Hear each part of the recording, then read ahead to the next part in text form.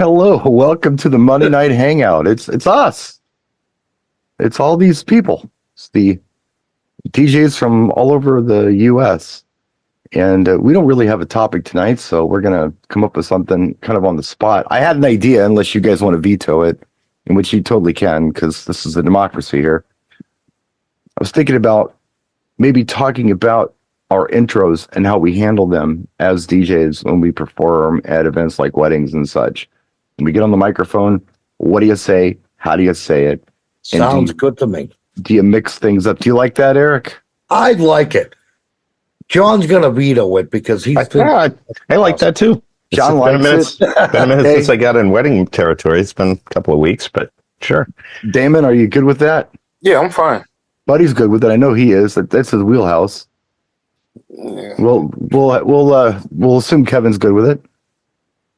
And if Ken participates tonight, we'll see.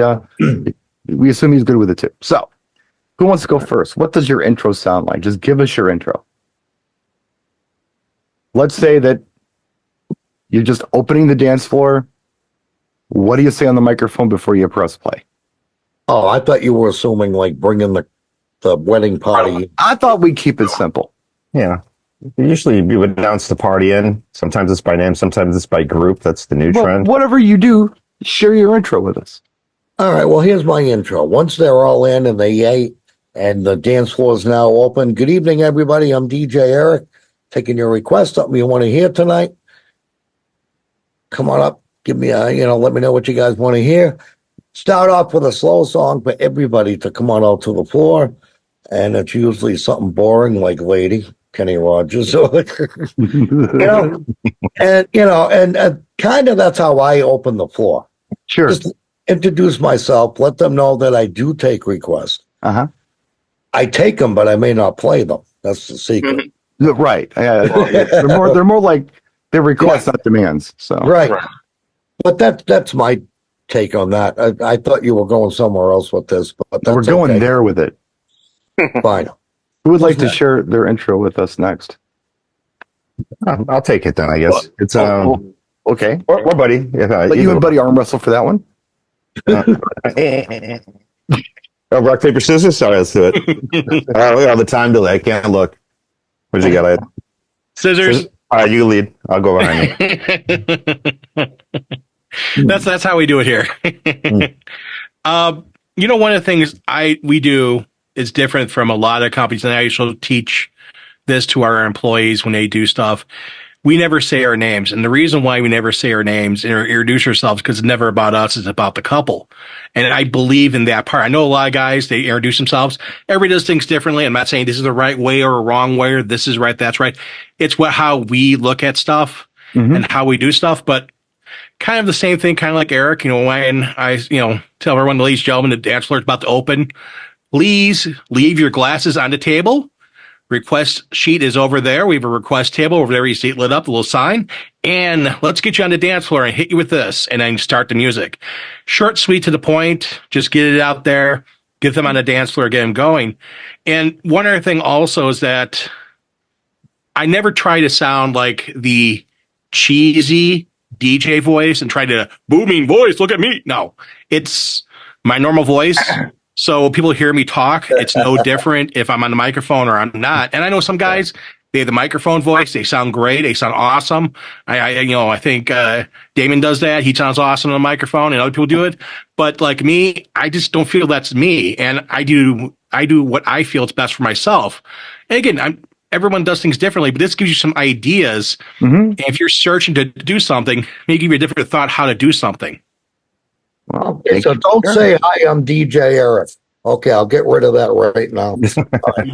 Well, it's funny you say that, Eric, because I don't introduce myself as a DJ. If they're going to see me playing music all night, I don't have to tell them that. I'll say, hi, I'm John with either my organization, Hot Tunes Productions, or if it's a Sound City event, I'll say that. I'll say, I'm your host and your MC, your master of ceremonies. And I'll call it out that way. Because if you're a DJ, you're a jukebox. But you're there to coordinate the night and make the announcements in a timely fashion, whether it be for food service or please take your seats, or at this time, ladies and gentlemen, please get up. What we've been doing is we call in announce the bridal party in. They're on the floor. and they're leaving a spot in the center because we want the photographer to be able to get the first dance. We'll have everybody get up off the tables and make a circle around the floor. The couple will come in. It'll be a big fanfare when the couple comes in, introducing for the first time. Here is Mr. and Mrs.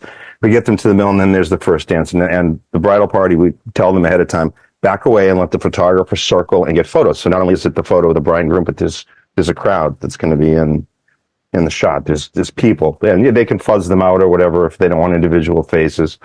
But then when we get everybody up there, usually if we've arranged it ahead of time with the bride and groom, we'll say, as we get closer and the photographer gives me the thumbs up that he's got everything, we'll allow the bridal party to step in and the rest of the crowd to get on the dance floor. Now, if it's an older group, we'll give them like a throwback song, like you said, Eric would play like Lady or something that's kind of a traditional slow song, Wonderful Tonight, just to have the couples be able to dance, whether they're married or not. Then you flip it to a banger.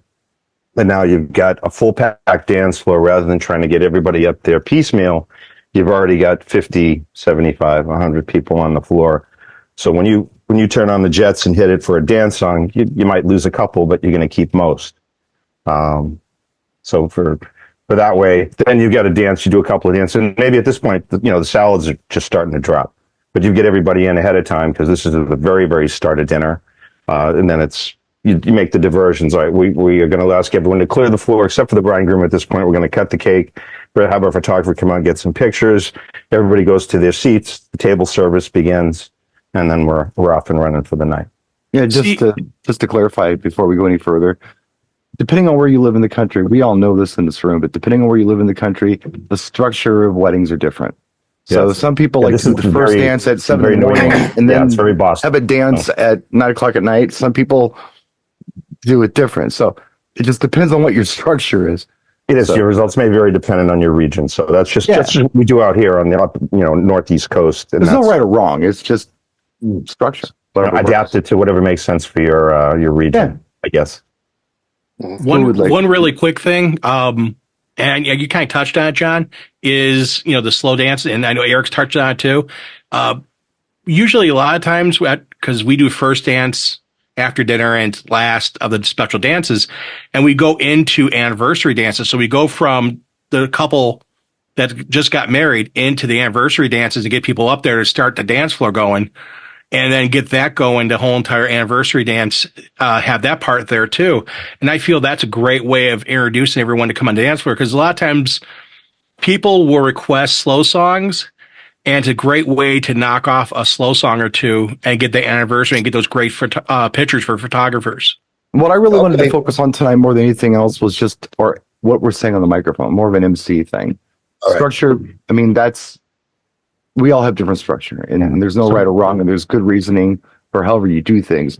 But I was just kind of wondering what you say on the microphone, how you say it, and maybe even some explanation as to why you say those things. That's kind of what I was thinking might be an interesting topic for tonight.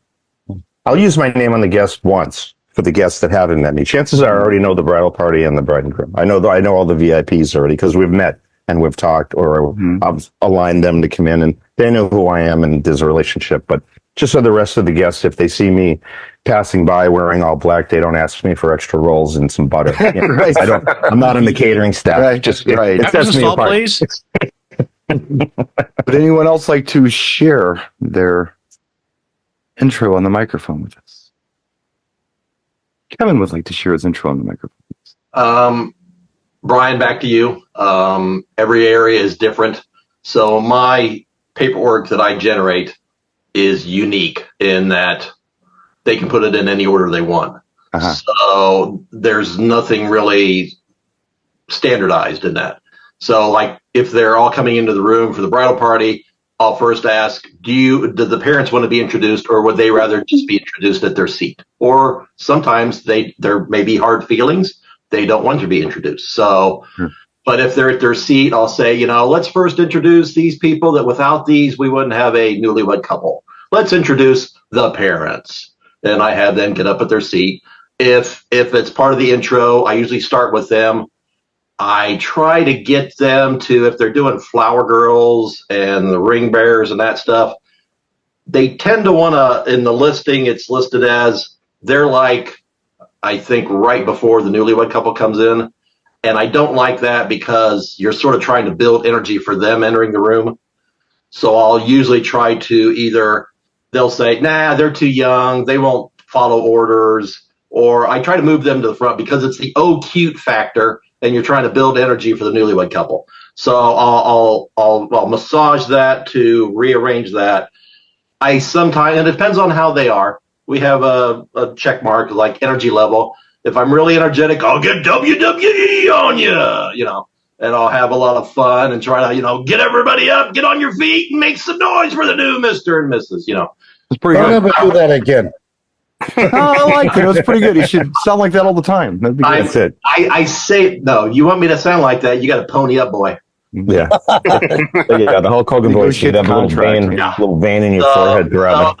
So that's for that. And a lot of times, that intro, everybody's already up. So a lot of times I'll suggest, I won't, tell them they have to do it. It's like, you're already up. Would you like to do your first dance? Oh, yes, we'd like to go ahead and do that. So because everybody's already up, everybody takes a seat, but the newlywed couple. And I was like, and now because they can't take their hands off each other and they want to share that first embrace dance, we'll now roll into the newlyweds dance. I'll do that. As far as getting to the open dance, I usually a lot of times for the intro there, I'll try to get that in doing an anniversary one where everybody's out on the dance floor.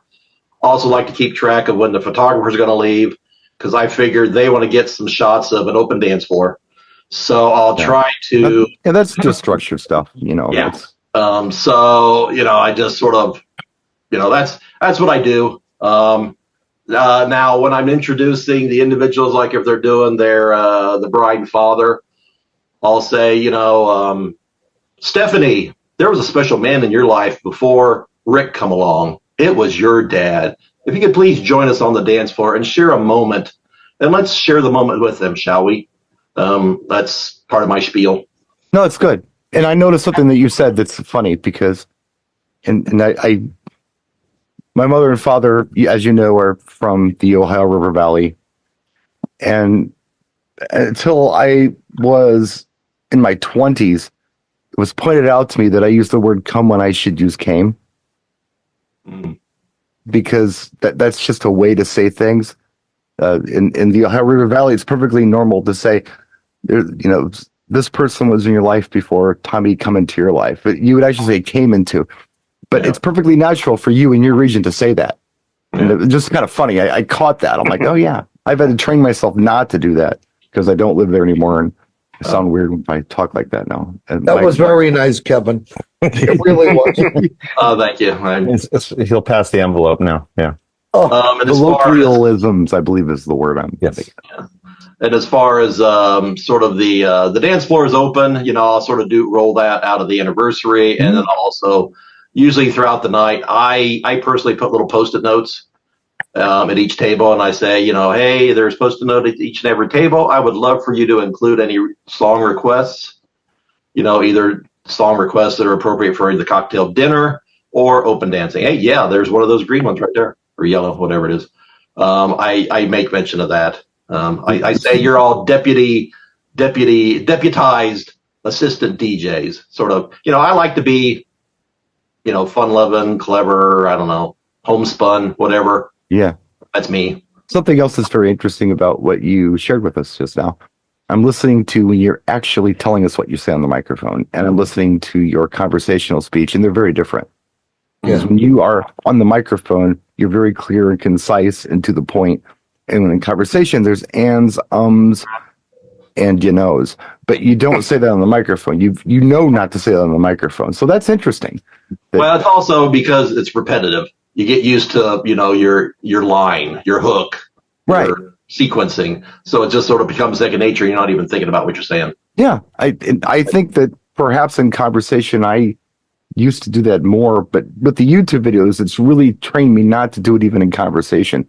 Because I'm so hyper aware of it because people like to point it out to me in my videos if I screw it up. So now I sound like an AI robot or something.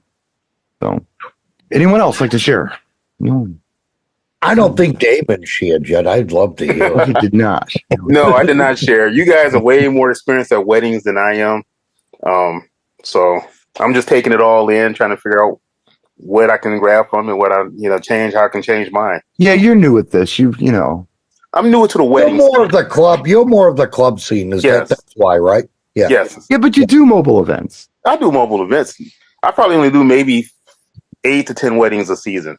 So Well, that's not a It's crazy not small shabby. amount, Right. That's not shabby. especially if you're doing club stuff. yeah, but I'm in a bar 3 nights a week, so it's like Yeah, or a bar or whatever. yeah, It'd be like a wedding DJ doing a bar 10 times a year. They talk about that. I mean, Right. that means something. So I think it'd be kind of neat how you combine that with a wedding.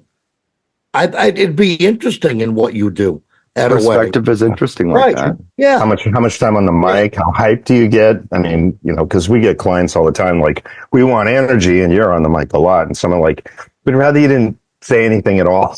You're like, oh, I got to say some things, but yeah. so it's just the level of energy you want to bring to it. What do you take from the clubs to the gigs? I mean, I bring a fair amount of energy. It all depends on the clients themselves too, because I have done done weddings, and the clients they were dead themselves. And Yeah. most of the people that was around them were like, especially dry weddings. Dry weddings, they're like, it takes a lot to get some of those people going. Yeah, I've done those before. There's like Mormon weddings and things where they really like Depeche Mode and New Order, but they don't drink. So, Yeah. but luckily they were self-starters. The one I did, they're really nice people. Oh, okay. And when you show up to the event, they're all peeking out the curtain to see who. They do what we do. Yeah. My intro is very similar to what Eric does, Yeah. but I was thinking it might be fun to share with you the intro I used to do when I was 17 years old. Oh, I got one this year too. But I haven't done it in a long time, and it's not bad. And it was taught to us through the multi-op that I worked for. I mean, I think there were like 24 systems or something like that. 2 DJs per system. Every, I guess it was like a box where your extra music was and your paperwork was, had a script as to what to say for everything. And the intro was funny. And I used it. And it went something like this. Well, it looks like it's time to start the entertainment portion of this evening. I'd like to start off by saying good evening, everyone. Let's try that again. Good evening, everyone. Good evening. Everyone jumps. And then you go into, Come on, play along. then you go into, hi, my name is Brian. I'm your DJ this evening. If there's anything I can play for you, if you have any requests, please come up and let me know. I've talked Hi, to many of you. Brian. Blah, blah, blah, blah, blah. But that's how we did it, just to get people's attention. And now, I mean, I'm thinking, I don't want to scare people like that, but it's kind of funny. Yeah. It's kind of funny. I should try it again sometime. I like that. That's Got that audience that's just involved in conversation and not paying attention to me, and just turn the compression up on the mic and just really like I'm shy. Well, looks like it's time to start the entertainment portion of this evening. We were was just talking pretty funny. about Damon. Damon does a lot of club work, but he does weddings. Yeah, And how you combine that. See, back in the day, my first got my start in roller rinks. Then I started doing weddings. So I would use this last song is for the bride and groom. If you're not going to dance this song, please put the shoelaces back inside the skates and return. yeah, the rhetoric that you have to say. And return them to the skate room. But that never went over well. There was when I was doing the skating rinks, when I started at the skating rink, the DJs that were there said this thing that drove me absolutely insane. It's time for couples only. If you're not skating with a couple, please leave the rink or whatever the hell it's called. The floor. The floor. Yeah. But it's like, no, if you're not skating with a couple, that would be a third person, be like a threesome. Yeah, no, if you're not skating with a partner, please exit the floor. Couples only. Yeah. So I was 13 years old, and these guys were like 17, 18 years old, and I'm editing their freaking mic work at that point and trying to make corrections. Because it drove me nuts as an audience member to hear that every week. Okay, I got a question for you guys during a session. Yeah. All right, this is going kind of the structure a little bit. At your weddings, how many fast songs do you play before you go back into another slow set? Depends on the dance floor. That's the number one thing. Okay. Depends on the dance floor. If you start losing the floor, I They would look go, like they're getting tired. Yeah. I would go into a slow, and that's my answer. I didn't mean to Yes. cut anybody off, Yeah. but I No, watched the floor. Yeah, that's Because I go about absolutely right. I go about every 5 to 6 songs. Depends on who the you got in crowd. front of you. Yeah, depends on the Honestly, crowd. yeah.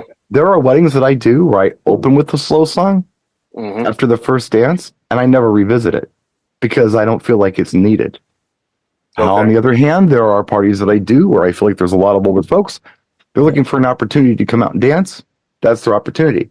Yeah. I just did a 50th wedding anniversary like a month ago. I was throwing a slow song on every 3 fast songs because everybody was in their mid 70s. Yeah, see, I And they was were jamming, Good reason. Yeah.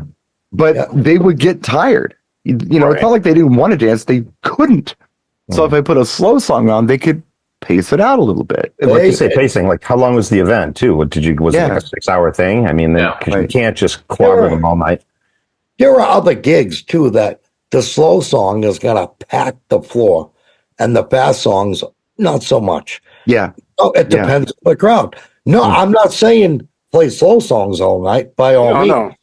but you're gonna have a better luck sometimes with a ballad than you would playing, you know, the pop or disco or whatever you're doing. You know, something else I'll throw out there for slow songs. I like to do classics and things that everyone can Definitely. kind of deal with. Louis Armstrong, What a Wonderful World. Elvis, Can't Help Falling in Love with You. Things Yeah. like that. Yeah. Right. But songs like Can't Help Falling in Love with You, they're incredibly short. So Yeah. when you come out of a fast set and you go into a slow set, it's a popular song. And you'll By see the people time get they on the get up floor there. pretty quick. Right. You'll Yeah. also see people who can't move that fast. And by the time they get on the floor, there's They 20 go. seconds left of the song. Yeah, it's over. Got to give them Well, you another. got to throw a second one. I try to be conscious of that. And I'm not going to play a Shania Twain for the next song. I'm going to play Patsy Cline for the next song because that's more like the Elvis song that I was playing. Exactly. So, I'm with you on Give that. them 2 in a row. Yeah, Well, 2 in a row of similar songs. If they're Yeah. the short right, 50s right. If they, style if they came out songs. for that, they'll stick around for this because they kind of make Yeah. sense. Look, you worked so hard to get out here. I saw it. And I know you got a bad back and you're 1,000 years old. So I'm going to Yeah. do you a proper and give you 2 minutes of something that you know and like. That isn't the song you came out for. It's just And I things I'm conscious appreciate of when that. I do the slow I sets. appreciate that, Brian, because I do the same thing. Like, because you're watching, and Yeah. you're like, but the song's got 30 seconds left, and they just get out here. Did they plan that? No, they didn't. No, they You just know, they were right. trying their best. Right, right. Right. He was Yeah. at the Well, bar, people- she was sitting down. He had to walk all the way over there and say, "Hey, Mabel, do you want to dance?" And she said, "Oh, gee, I don't know my bunions." And he said, "Oh, come on." Yeah, And they came out to the floor at quarter mile an hour, and by the time they got Mhm. there, we were in Yeah. the last. It came out at the 2:14 mark, and you got about Yeah, 38 seconds left. So the bridges, the keep- last keep it bridges, going, keep we're it going. going into the final. Yeah, and this don't happen at every gig, but it's just No. a matter of watching what's going on before you, and kind of catering to who, It is. who does want to come out and dance. You know, and the slow songs are a great pivot point too, because then when you come out of that, now it's like, where was I and where are we? You know, you can go anywhere after a slow. that's it. Yeah. Right. It's like shaking the etch a sketch. It's like, where, Yeah, we're starting over. where do we go now? It's actually fun coming out of a slow song because again, you don't know where you're gonna go, and you're looking around and thinking, okay, this will work. No, this will work. No, I changed my mind like 20 seconds before the song ended. I do too. Like, I think Yeah, we're so do doing I. that. I'm gonna do this Loaded instead. and like, Yeah, no, I'm sure we've all done it, you know. But Yeah. switch. Always second guessing myself. yeah, I don't know Improving. the word for it. You're coming up with a better idea. You're not second guessing yourself. You're like, no, I'm going to use my own veto power and play something better. Well, a different idea anyway. It's Right.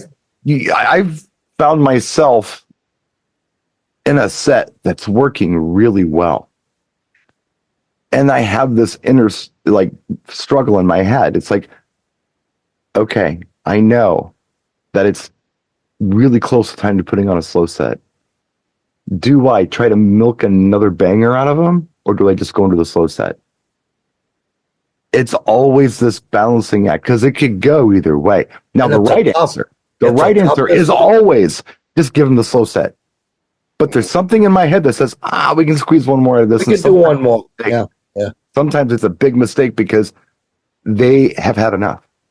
And Well, then that's I it. just You, got you that don't fast get, song. you don't get 10 more new ones to the floor. You drop like 6, and now you Yeah, get Exactly. 2 couples out there. You're like, should have went with the Yeah, flow. it's almost like it's better to quit while you're ahead in that regard. It's And then if that happens, I just pull the trigger quick on what's playing and slow it down. You know, they get it. Believe me, they get it if you do that. You know, the constant mind changing too is just hilarious. I remember back in the record days, DJs hated working with me because I had at least 30 records just scattered about, in sleeves, out of sleeves, whatever, in front of the decks. It was complete chaos because I get an idea and okay, boom. Okay, yeah, that one. Okay, boom. So those were all my options just laying in front of me. Yeah. And nobody else wanted to work like that. They wanted to pull them one at a time or have a little, here's my slow stack, here's my R&B stack, here's my... They would call it it's a side list today. Now, you can have 40 of them if you want. They don't take up as much space. Now, I feel, You know, one I of the feel what things you're when saying you're- with the records. I'm sorry, go ahead, buddy.